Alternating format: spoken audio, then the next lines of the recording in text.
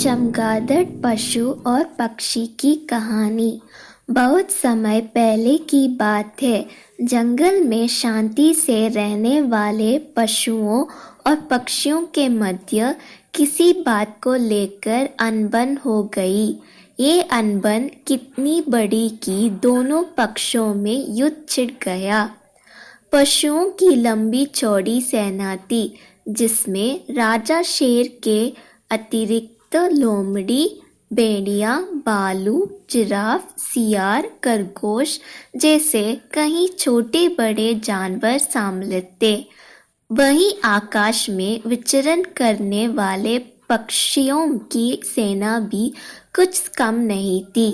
उसमें चील, गीद, कौवा, कबूतर, मैना, तोता सहित कई पक्षी सम्मिलित थे।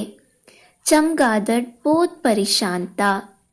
उसे समझ नहीं आ रहा था कि किसकी सेना में सम्मिलित हो। उसे अकेले देख पक्षी उसके पास आए और उसे आमंत्रित करने लगे। चमगादड़ भाई, आओ हमारा साथ दो।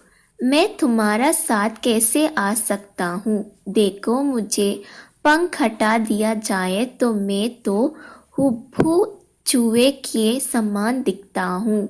मैं तो पशु हूँ, मुझे क्षमा कर दो। चमगादड़ ने उत्तर दिया। चमगादड़ का उत्तर सुन पक्षी चले गए। पक्षियों के जाने के बाद पशुओं की मंडली उसके पास आई और बोली, अरे भाई, यहाँ अकेले क्यों बैठे हो? आओ हमारे सेने में आ जाओ। तुम्हें मेरे पंख दिखाई नहीं देते? मैं तो पक्षी हूँ, कैसे तुम्हारी सेने में सम्मिलित हो जाऊंगा? चमगादड़ ने अपना पला झाड़ा। पक्षी भी चले गए। कुछ दिन बाद पक्षियों और पशुओं की अनबन समाप्त हो गया। दोनों पक्षों में मित्रता हो गई। जंगल में मंगल हो गया। सभी आनंद मनाने लगे। उन्हें आनंद मनाता देख चमगादड़ ने सोचा कि अब मुझे किसी एक दल में सम्मिलित हो जाना चाहिए।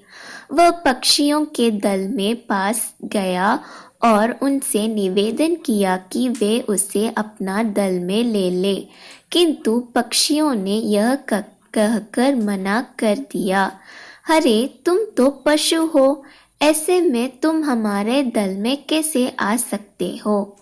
मुंह लटकाकर चमगादड़ पशुओं के पास पहुंचा और उनसे भी यही निवेदन किया। पशुओं ने भी उसे अपने दल में स्वीकार नहीं किया। वे बोले, यह तुम भूल गए हो कि तुम्हारे पंख हैं और तुम एक पक्षी हो?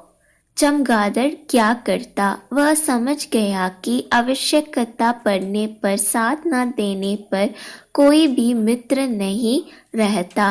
तब से चमगादड़ अकेले ही रहता है। सीख: आवश्यकता पड़ने पर सदा दूसरों का सहायता करना चाहिए। मुसाफिरत का कोई मित्र नहीं होता। थैंक यू बच्चों। ऐसे ही मजेदार कहानियाँ सुनने के लिए सब्सक्राइब करिए हमारे चैनल जंगरिला को।